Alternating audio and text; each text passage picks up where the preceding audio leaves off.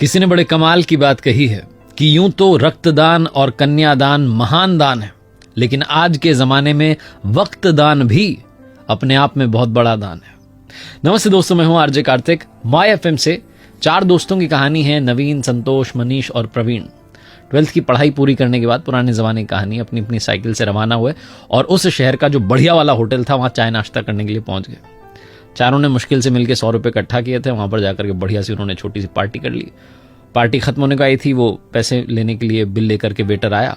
तभी चारों के बीच में एक डिस्कशन शुरू हुआ कि आज से 40 साल के बाद में हम चारों फिर से मिलेंगे। तब तक नहीं मिलेंगे, 40 साल के बाद में मिलेंगे और इसी होटल में मिलेंगे और पार्टी करेंगे, और उस दिन जो सबसे आखिरी में आएगा उसको बिल के पैसे देने। चारों ने कहा बहुत बढ़िया, बहुत बढ़िया। वो बच्चों वाली शर्त लगती वो लग गई। तो 40 साल के बाद मिलने का डिसाइड हुआ। वो जो वेटर था वो सारी बात सुन रहा था। उसने कहा ठीक है, अगर आप 40 साल बाद आते हैं और मैं यहीं रहा तो मैं भी आपकी वो 40 साल बाद वाली पार्टी देखना चाहूंगा। 40 साल कब बीत गए मालूम नहीं चला। पूरे शहर का नक्शा बदल गया, मल्टी स्टोरी बिल्डिंग बन गई, फ्लाईओवर बन गए, सब कुछ चेंज हो गया। और चारों दोस्त जो थे उनकी जिंदगी तो कंप्लीटली अलग अलग हो चुकी थी। कोई इंजीनियरिंग के लिए दूसरे शहर में चला गया था, कोई सरकारी कॉलेज में दाखिला ले रहा था, कोई अपना बिजनेस शुरू कर चुका था। सब ने अपनी अपनी जो है जिंदगी जीना शुरू कर दिया था और जिंदगी में बहुत आगे बढ़ चुके थे। 40 साल बीतने के बाद में सबको तारीख याद थी, 1 जनवरी को मिलना था। शाम के लगभग 6 बजे होंगे। वो जो होटल थी वो 5 स्टार होटल बन चुकी थी। वो जो वेटर था उसका मालिक बन चुका था भोला। एक लग्जरी कार आकर के रुकती है और उसमें से मनीष निकलता है और जाकर के सीधा होटल में देखता है तो वो जो सेठ बन चुका था भोला वो पहचान जाता, कहता अरे आप आ गए, क्या बात है, आपके लिए प्रवीण सर ने टेबल बुक करवा दिया, आप बैठिए। और आपने मुझे पहचाना कि नहीं, मैं वही वेटर हूं जो उस दिन था। बोला अरे क्या बात है, आप तो मालिक बन गए। मनीष को इस बात की खुशी हो रही थी कि मैं पहले आ गया, मुझे बिल नहीं चुकाना है। मनीष बैठा ही था कि थोड़ी देर के अंदर जो है संतोष आ गया। संतोष कहने लगा कि मैं तो बहुत बड़ा बिल्डर बन गया हूं। मनीष कह रहा था मेरी तो ज्वेलरी के शोरूम चल रहे हैं 3-4। दोनों अपनी बातचीत कर रहे थे कि नवीन आ गया। नवीन ने कहा जी मेरी भी बहुत बढ़िया कंपनी चल रही हैं। तीनों इंतजार कर रहे थे प्रवीण आ जाए। तभी वो जो सेठ था भोला, जो कि उसका मालिक था 5 स्टार होटल का, उसने कहा कि अरे आप शुरू कीजिए, स्नैक्स लेना शुरू कीजिए। उनका प्रवीण सर का कॉल आया था कि वो थोड़ा देरी से आएंगे, आप शुरू कीजिए।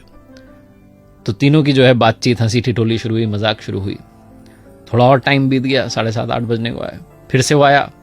सेठ जो था उसने कहा आप डिनर शुरू कीजिए। उन्होंने ऑर्डर कर दिया, कह रहे हैं बस आता ही हूँ। तीनों को लगा कि आ ही जाएगा प्रवीण। उन्होंने डिनर कर लिया। डिनर करने के बाद उन्हें लगा कि प्रवीण तो आया ही नहीं। उन्हें अंदर से थोड़ा बुरा भी लग रहा था कि दोस्त से नहीं मिले, और वो भारी मन से सोच रहे थे कि अब बिल पे करते हैं, निकलते हैं। तभी वापस से सेठ आया भोला। उसने कहा कि आपका बिल जो है पे कर दिया गया है। तो तीनों चौंक गए कि प्रवीण ने बिल भी पे कर दिया, आया भी नहीं। बाहर निकलने ही वाले थे कि गेट पर एक लड़का जो है गाड़ी में से उतरता है, दौड़ के आता है और इनके चरण छू लेता है, इनको प्रणाम करके कहता है अंकल नमस्ते, मैं आपके दोस्त प्रवीण जी का बेटा हूं। मेरे पिता जो हैं शिक्षक बन गए थे और मुझे इस काबिल बनाया कि मैं इस शहर का कलेक्टर बन गया।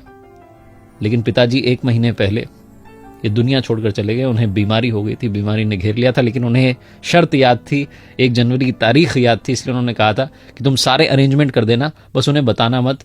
जब उनकी सारी पार्टी खत्म हो जाए तो बाद में बता देना। वो नहीं चाहते थे कि इतने सालों बाद आप मिलें और आपकी जो खुशी है उसमें दखल पड़ जाए। तीनों दोस्त रोने लग गए। उन्हें समझ में नहीं आया कि कैसे रिएक्ट करें। ये छोटी सी कहानी आपकी हमारी जिंदगी की कहानी बनती जा रही है। आप में और हम में से बहुत सारे लोग अपनों से मिलना बंद कर देते हैं, इंतजार कर रहे होते हैं कभी किसी सेलिब्रेशन का। यूं ही अपनों से मिलना शुरू कर दीजिए, क्योंकि क्या पता कब कौन हमें छोड़ करके चला जाए। आदमी वाकई जो है पानी का बुलबुला है। छोटी सी कहानी जिसका सार ये समझाता है कि वक्त बिताइए अपनों के साथ में। ये जो वक्त दान है ये आज के जमाने का बहुत बड़ा दान है।